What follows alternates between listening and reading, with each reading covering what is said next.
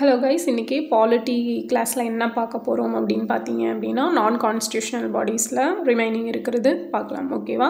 So CBI, Lokpal, Lokayukta and NIA, NDMA. ஓகேவா? So இதான் பார்க்க போகிறோம் அண்ட் இந்த வீடியோவில் இதை கம்ப்ளீட் பண்ணிடலாம். ஓகே, ஸோ ஃபஸ்ட்டு வந்து CBI, central bureau of investigation. So இது பார்க்குறதுக்கு முன்னாடி லாஸ்ட் கிளாஸ்லேருந்து சில கொஸ்டின்ஸ் கேட்குறேன், அதுக்கு மட்டும் ஆன்சர் பண்ணிடுங்க. சிவிசி, மத்திய ஊழல் கண்காணிப்பாளர், சென்ட்ரல் விஜிலன்ஸ் கமிஷன், ஃபஸ்ட்டு சிவிசியாக யாரை அப்பாயின்மெண்ட் பண்ணப்பட்டா அப்படிங்கிறத சொல்லுங்கள். அண்டு சிவிசியாக இருக்கிறவங்களோட பதவி காலம், ஓகே, ஸோ டென்யூர் என்ன அப்படிங்கிறத சொல்லணும். விசில் ப்ளோயர்ஸ் ஆக்ட், அந்த இயர் என்ன அப்படிங்கிறது. ஓகேவா? ஸோ இது மூணும் ரொம்ப இம்பார்ட்டண்ட் அண்ட் கமெண்டில் சொல்லிடுங்க. ஃபைன். இப்போ வந்து சிபிஐ பார்க்கலாம். சென்ட்ரல் பியூரோ ஆஃப் இன்வெஸ்டிகேஷன், மத்திய புலனாய்வுத்துறை. ஸோ இது எப்போ ஸ்டார்ட் பண்ணியிருப்பாங்கன்னு பார்த்தீங்கன்னா 1963 ஏப்ரல் 1 தான் ஸ்டார்ட் பண்ணியிருப்பாங்க. ஸோ இதை பரிந்துரை செய்த கமிட்டியும் சந்தானம் கமிட்டி தான். ஸோ சந்தானம் கமிட்டி ரெக்கமெண்டேஷனில் தான் ஆல்ரெடி சிவிசி வந்து கொண்டு வந்திருப்பாங்கன்னு பார்த்துருப்போம். Central vigilance commission same as CBI also Santhanam கமிட்டியோட ரெக்கமெண்டேஷன் தான். ஸோ அவரோட கமிட்டி அப்படிங்கிறது 62 to 64 அந்த பீரியட் தான் அவரோட பீரியட். ஸோ அதன்படி 63 ஏப்ரல் 1 வந்து இந்த சிபிஐ வந்து கொண்டு வந்திருப்பாங்க. ஸோ இது எப்படி உருவாக்கப்பட்டுச்சு அப்படின்னா, உள்துறை அமைச்சகத்தோட தீர்மானத்தின்படி உருவாக்கப்பட்டது தான் இந்த மத்திய புலனாய்வுத்துறை அப்படிங்கிறது. ஸோ 1941 ஊழல் வழக்குகளை கையாள உருவாக்கப்பட்ட சிறப்பு காவல்துறையானது சிபிஐயுடன் இணைக்கப்பட்டுள்ளது அப்படின்னு சொல்கிறாங்க. ஸோ ஒரு ஊழல் வழக்குகளை கையாளுறதுக்குனே ஒரு ஸ்பெஷல் போலீஸ் ஃபோர்ஸ் அப்படிங்கிறது 1941 கிரியேட் பண்ணியிருப்பாங்க. ஸோ அதுவும் சிபிஐ கூட மர்ஜ் பண்ணியிருப்பாங்க. இது இந்திய அரசின் உயர்நிலை புலனாய்வு அமைப்பு அப்படின்னு சொல்கிறாங்க. ஸோ ஒரு இந்தியாவோட அந்த இன்வெஸ்டிகேஷன்ஸில் எல்லாமே ஒரு ஹைரார்கி, அந்த இன்வெஸ்டிகேஷன் ஹைரார்கி இருக்கும் இல்லையா, அதிலலாம் டாப் ப்ரையாரிட்டி யாருக்கு தான் அப்படின்னா இந்த சிபிஐக்கு தான். ஸோ அதே மாதிரி Delhi special police establishment act அப்படிங்கிறது 1946 கொண்டு வந்திருப்பாங்க. ஸோ இதுவே வந்து ஒரு தனி கொஷினாக கேட்பாங்க. ஓகேவா? ரொம்ப முக்கியமானது. இதோட அமைப்பு, சிபிஐயோட அமைப்பு பார்த்தீங்க அப்படின்னா ஒரு தலைமை இயக்குனர் கீழ் சிபிஐ செயல்படும். ஓகேவா? ஸோ இதில் பார்த்தீங்க அப்படின்னா மத்திய ஊழல் கண்காணிப்பு அமைப்பு சட்டம் சிவிசி, ஆக்சுவலாக நம்ம ஸ்டார்டிங்லேயே பார்த்துருப்போம். சிவிசி பார்க்கும்போது இந்த சென்ட்ரல் விஜிலன்ஸ் கமிஷன் அப்படிங்கிறது ஸ்டார்ட் பண்ணுறப்ப ஒரு ஸ்டாச்சுட்டரி பாடியாக இருந்திருக்காது. 2003 தான் அதை வந்து ஸ்டாச்சுட்டரி பாடியாக மாற்றிருப்பாங்க. ஆக்சுவலாக அதுக்குன்னு சொல்லி ஒரு ஆக்ட் அப்படிங்கிறது கொண்டு வந்ததன் மூலமாக அது ஒரு ஸ்டாச்சுட்டரி பாடியாக கன்வெர்ட் ஆகிருக்கும். ஸோ அதுக்கு கீழே தான் இந்த சிபிஐக்குமே 2 ஆண்டுகளுக்கு ஒரு முறை இதோட தலைவர் அப்படிங்கிறவர் நியமிக்கப்படுவார். ஓகேவா? அப்போ டென்யூர் வந்து 2 years. ஓகே, சிபிஐ அமைப்பு வந்து 7 பிரிவுகளை கொண்டிருக்குது. என்னெல்லாம் அப்படின்னு பார்த்தீங்கன்னா, ஊழல் தடுப்பு பிரிவு, பொருளாதார குற்றங்கள் பிரிவு, சிறப்பு பிரிவு, சிறப்பு குற்றப்பிரிவு, கொள்கை ஒருங்கிணைப்பு, நிர்வாக பிரிவு, வழக்கு விசாரணை இயக்குநரகம், மத்திய தடய அறிவியல் ஆய்வகம். ஸோ இது 7 தான் சிபிஐயோட அமைப்பு. ஸோ நான் உங்களுக்கு இந்த வீடியோவில் கம்ப்ளீட்டாக அந்த 10 நான் கான்ஸ்டியூஷனல் பாடிஸ் கம்ப்ளீட் பண்ணதுக்கப்புறம் இதுக்கான பிடிஎஃப் அப்படிங்கிறது டெலகிராமில் கொடுப்பேன். ஓகேவா? ஸோ டெலகிராம் லிங்க் அப்படிங்கிறது உங்களுக்கு டிஸ்கிரிப்ஷனில் இருக்கும், நீங்கள் கிளிக் பண்ணி ஜாயின் பண்ணிக்கலாம். சிபிஐ இயக்குனரை தேர்ந்தெடுக்கும் கமிட்டி பார்த்தீங்க அப்படின்னா 3 நபர் கமிட்டி இருப்பாங்க. ஸோ இதோட ஹெட் யாருன்னா பிரதமர் தான். அப்புறம் லோக்சபாவோட ஆப்போசிஷன் பார்ட்டி லீடர் இருப்பாங்க. உச்ச நீதிமன்ற தலைமை நீதிபதி, அப்படி இல்லைன்னா இதர மூத்த நீதிபதி அப்படிங்கிறவங்க இந்த கமிட்டியில் இருப்பாங்க. ஸோ இவங்களோட அதிகாரம் பணிகள் அப்படின்னு பார்த்தீங்கன்னா, மத்திய அரசின் முதன்மையான ஒரு விசாரணை அமைப்பு தான் சிபிஐ. ஆல்ரெடி பார்த்தோம் இல்லையா, அந்த ஹைரார்கியில் டாப் ப்ரையாரிட்டியாக இருக்குதுன்னா இவங்களுக்கு தான்.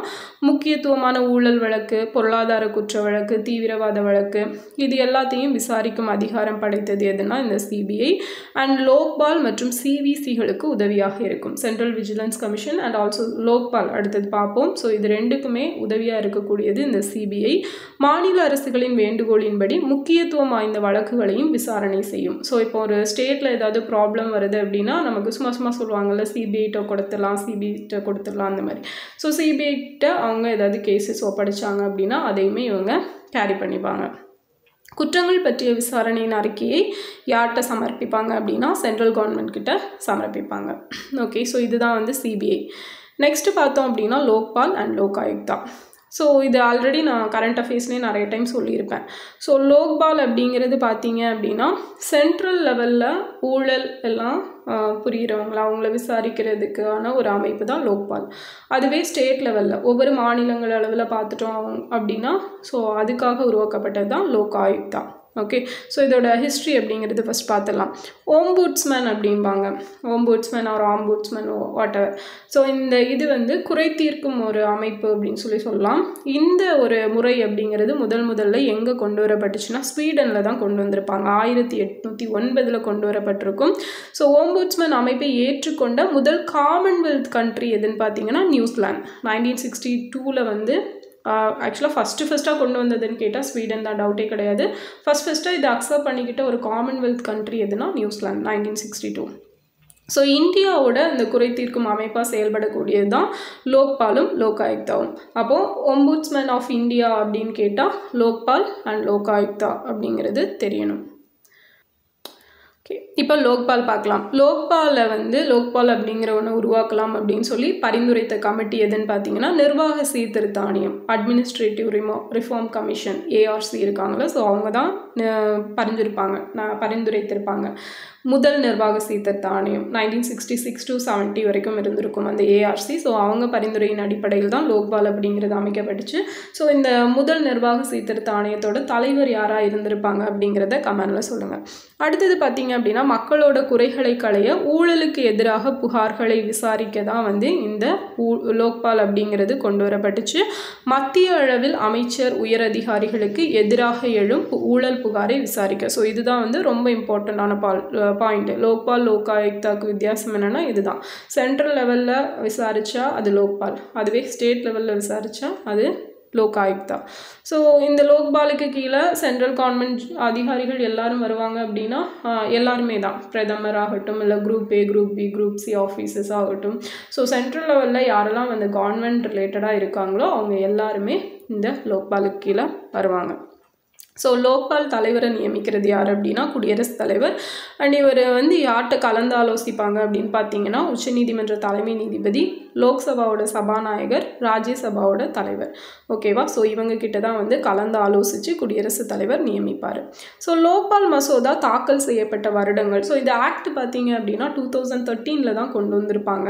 பட் இது வந்து எப்போலேருந்து பட் அதை ரெக்கமெண்ட் பண்ணது எப்போ 1966 நிர்வாக சீர்திருத்த ஆணையம் வந்து அதை ரெக்கமெண்ட் பண்ணியிருப்பாங்க.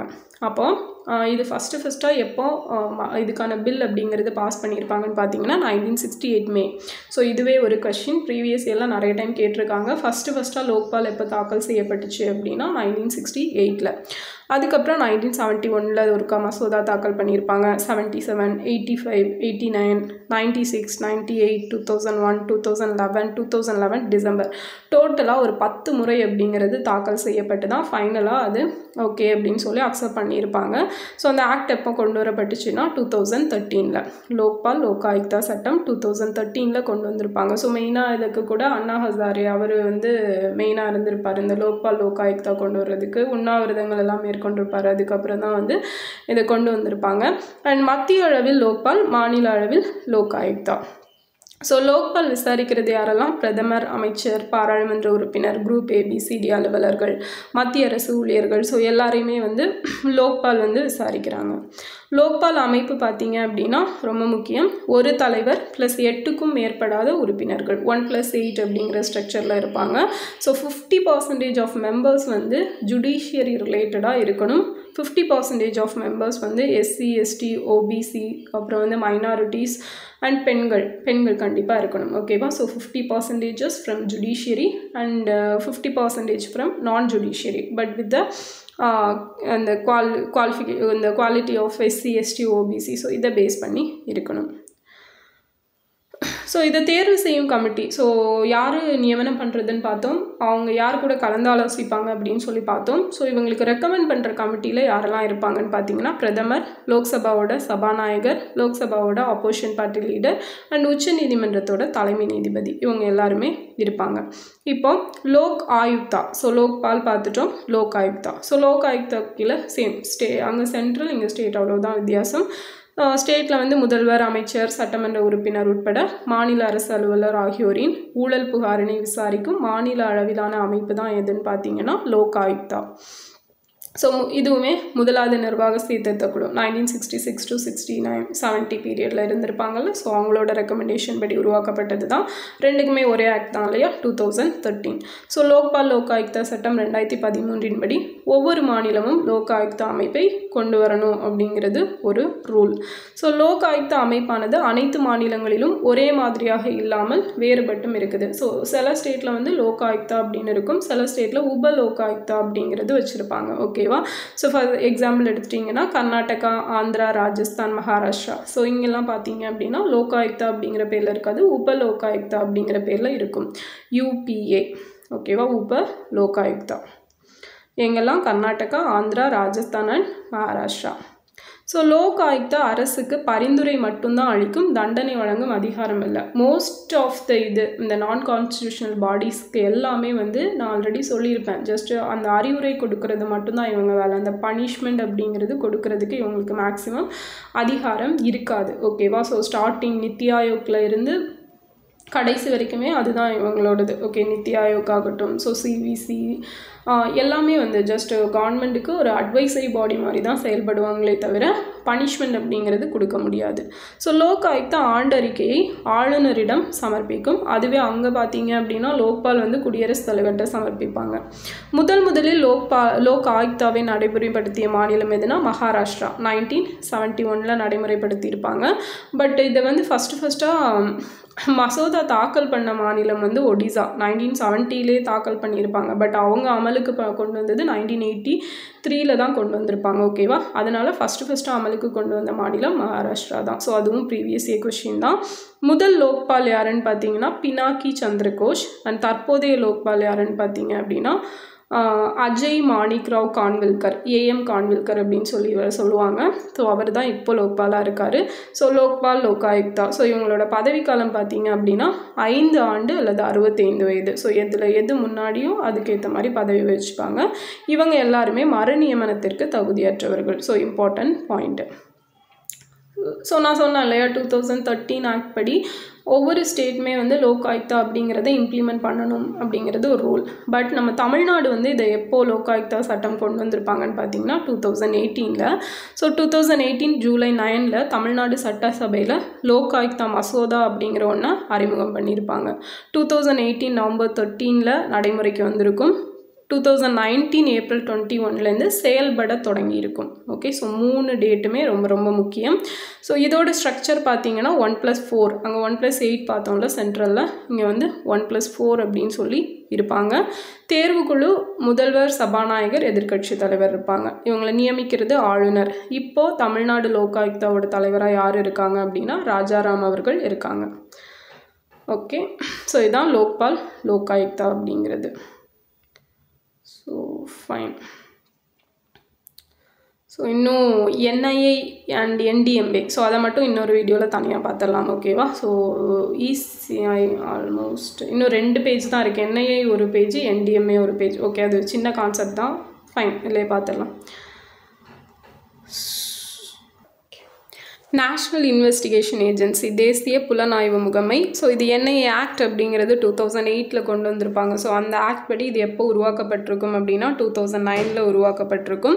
அண்ட் மத்திய அளவில் செயல்படும் தீவிரவாத எதிர்ப்பு முகமை. ஆக்சுவலாக இந்த NIA அப்படிங்கிறது எப்போ கொண்டு வந்திருப்பாங்கன்னு பார்த்தீங்கன்னா அந்த 2008 வந்து மும்பை அட்டாக் அப்படிங்கிறது நடந்திருக்கும். ஸோ அந்த அட்டாக்குக்கு அப்புறமா, ஸோ அந்த இன்சிடெண்ட் என்ன சொல்லுவாங்கன்னா 26/11 இன்சிடெண்ட் அப்படின்னு சொல்லுவாங்க. ஸோ அந்த இன்சிடெண்ட்டுக்கு அப்புறம் தான் வந்து அந்த நேஷ்னல் இன்வெஸ்டிகேஷன் ஏஜென்சி அப்படிங்கிற ஒன்று கொண்டு வரலான்னு சொல்லி முடிவு பண்ணப்பட்டிருக்கும். ஸோ அதன்படி கொண்டு வரப்பட்டிருக்கும். அண்ட் இதோட ஹெட் குவார்ட்டர்ஸ் நியூ டெல்லியில் இருக்குது. இதோட கிளை அலுவலகங்கள் எங்கே இருக்குதுன்னு பார்த்தீங்கன்னா ஹைதராபாத், கவுஹாத்தி, மும்பை, லக்னோ, கொச்சி, கல்கட்டா, ஜம்மு அண்ட் ராய்ப்பூர். ஓகேவா? டோட்டலாக 2 4 6 8 பிளேசஸில் இருக்குது. ஸோ ரொம்ப முக்கியம். கிளை அலுவலகங்கள் கண்டிப்பாக கேட்பாங்க. ஓகேவா? ஸோ இந்த மாதிரி இடத்துல தான் செக் வைப்பாங்க. இதெல்லாம் நல்லா படிச்சுக்கணும். ஸோ என்ஐஏ அப்படிங்கிறது ஒரு சிறப்பு அமைப்பை கொண்டிருக்கு. ஸோ அதோட பேர் என்ன அப்படின்னு பார்த்தீங்கன்னா டிஎஃப்எஃப்சி செல் அப்படிங்கிறது. ஸோ இந்த டிஎஃப்எஃப்சி அப்படிங்கிறதோடு இது என்ன பண்ணுது அப்படின்னா கள்ள ரூபாய் நோட்டுகள் மற்றும் தீவிரவாத நிதி அளிப்புகளை கையாளும். ஓகேவா? ஸோ அந்த ஃபேக் கரன்சிஸ், அதுக்கப்புறம் இந்த டெரரிசம்க்குன்னு சொல்லி ஃபண்டு கொடுப்பாங்க சிலர். ஓகேவா? ஸோ இவங்களெல்லாம் பார்த்துக்கிறது தான் யாருன்னா டிஎஃப்எஃப்சி செல். அவங்கள மானிட்டர் பண்ணுறது தான் இவங்களோட வேலை. அண்ட் என்ஐஏயோட தலைவர் யாருன்னு பார்த்தீங்கன்னா அவரை டைரக்டர் ஜென்ரல்னு சொல்லுவாங்க. அவங்கள யார் நியமிப்பாங்கன்னா சென்ட்ரல் கவர்மெண்ட் தான் நியமிப்பாங்க. ஸோ இவங்களோட அதிகாரம் யாருக்கு இணையாக இருக்கும் அப்படின்னா ஒரு மாநிலத்தோட DGP, director general of police இருப்பார் இல்லையா? ஸோ அவருக்கு இணையாக இருக்கக்கூடியது தான் இந்த என்ஐஏயோட டைரக்டர் ஜென்ரலோட போஸ்ட்டு. ஸோ என்ஐஏ அப்படிங்கிறது யாருக்கு கீழே இயங்குதுன்னா மத்திய உள்துறை அமைச்சகத்துக்கு கீழே செயல்படக்கூடியது. ஸோ இது எப்போ அமெண்ட்மெண்ட் பண்ணியிருப்பாங்கன்னு பார்த்தீங்கன்னா 2019. ஸோ அந்த அமெண்ட்மெண்ட் ஆக்ட் படி இதோட ஒர்க்கிங்கில் சில விஷயங்களை சேர்த்துருப்பாங்க.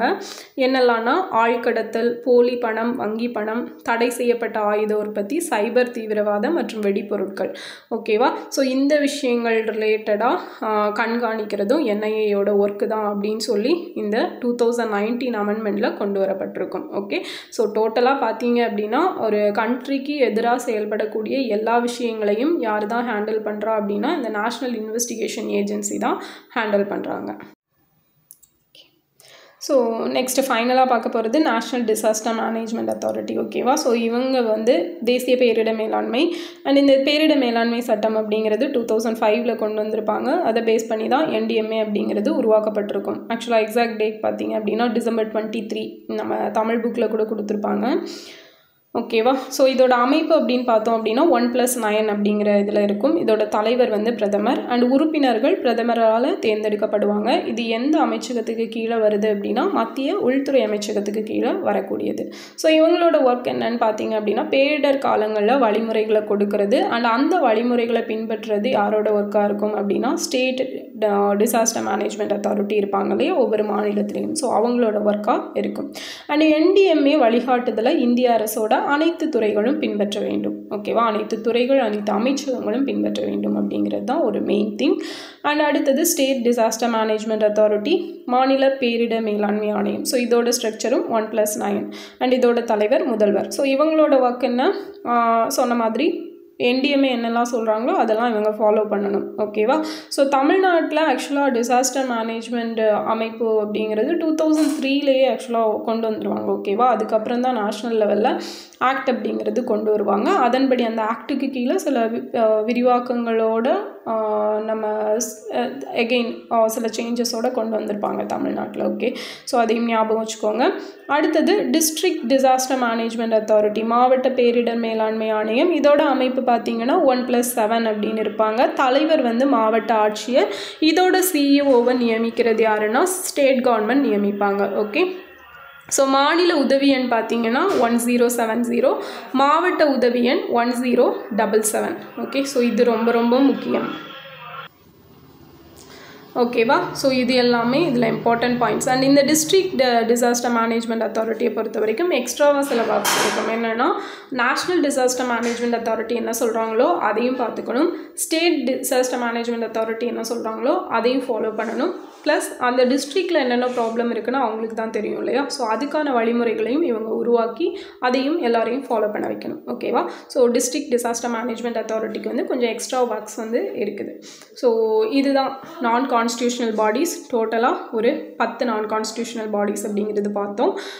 ஸோ கொஞ்சம் கரெக்டாக வீடியோஸ் அப்படிங்கிறது கொஞ்சம் கேப் விட்டு கொடுத்துட்டேன். Okay, fine.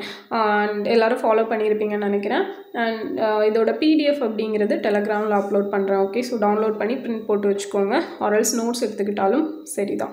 Okay. So next topic பார்த்தீங்க அப்படின்னா அகெயின் ஃபஸ்ட்லேருந்து வரலாம். எங்கே வரைக்கும் ஃபஸ்ட்டில் ஃபண்டமெண்டல் ரைட்ஸ் வரைக்கும் நடத்தி முடிச்சிருக்கோம். அடுத்தது DPSP, fundamental duties and central government, state government எல்லாம் இருக்குது. அப்படியே வரிசையாக பார்த்துட்டு வரலாம். ஓகே. Okay fine. இதுக்கப்புறம் எல்லாமே புக்ஸ் ஓரியன்டாக போய்க்கலாம். ஏன்னா நான் கான்ஸ்டியூஷனல் பாடிஸ் அப்படிங்கிறது புக்ஸில் அவ்வளோவா டேட்டாஸ் இருக்காது, அதனால தான் கொடுத்தேன். And right to information act அப்படிங்கிறதும் கொடுக்கணும், அதுவும் நோட்ஸ் கொஞ்சம் இம்பார்ட்டன்ட் தான். ஸோ அதுவும் கொடுக்குறேன். ஓகே, ஸோ நெக்ஸ்ட் வீடியோவில் பார்க்கலாம். தேங்க்யூ.